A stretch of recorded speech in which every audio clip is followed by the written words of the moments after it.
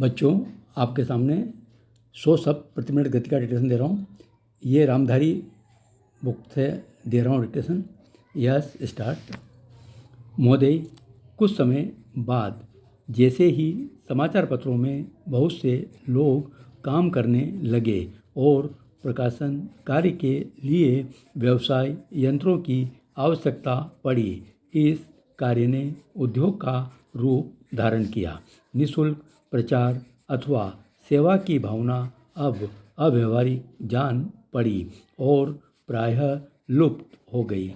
समाचार पत्र उद्योग का यह विकास संभवतः स्वाभाविक है और आधुनिक विचारधारा के अनुरूप है। फिर भी यद्यपि पत्रों का प्रकाशन एक उद्योग के रूप में होता है, समाचार पत्र स्वोद्देश्य राष्ट्र सेवा की भावना तथा नैतिक दायित्व से एकदम मुंह नहीं मोड़ सकते।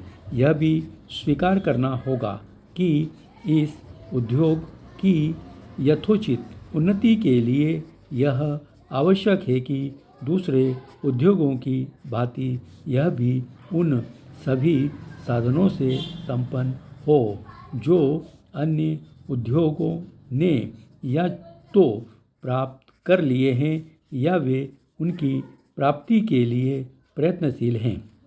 इसलिए यह सभी के हित में है कि समाचार पत्र उद्योग उतना उन्नत हो और इसका आधार अधिक से अधिक ठोस हो। इधर कुछ वर्षों से हमारे देश के समाचार पत्रों में जागृति की लहर आई है। उद्योग की आवश्यकताओं, श्रमजीवी पत्रकारों की मांगों और पाठकों के हितों ने मिलकर ऐसी स्थिति पैदा कर दी है कि समाचार पत्रों की दशा पर पुनर्विचार करना आवश्यक हो गया है।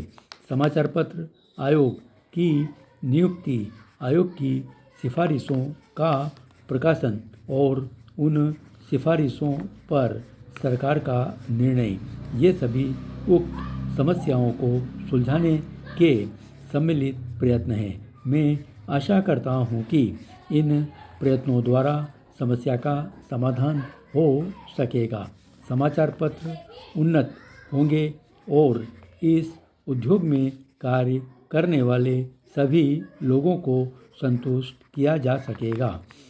मैं जानता हूँ कि यह सब कहना सरल दिखाई देता है, किंतु व्यवहार में लाना बहुत कठिन है।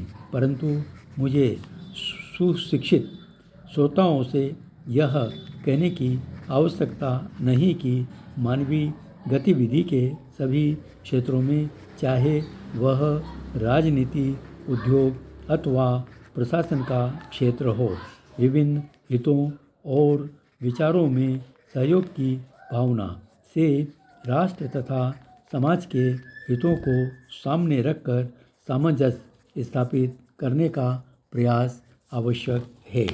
मैं इतनी निराशावादी नहीं कि यह समझूं कि वे लोग जिनके सुझाव बड़ी बड़ी समस्याओं को सुलझाने में सहायक होते हैं, निजी समस्याओं का निपटारा करने में असफल रहेंगे। हाल में भारतीय संसद ने इस संबंध में जो अधिनियम पास किए हैं, उनका उद्देश्य समाचार पत्रों की समस्याओं को सुलझाना है।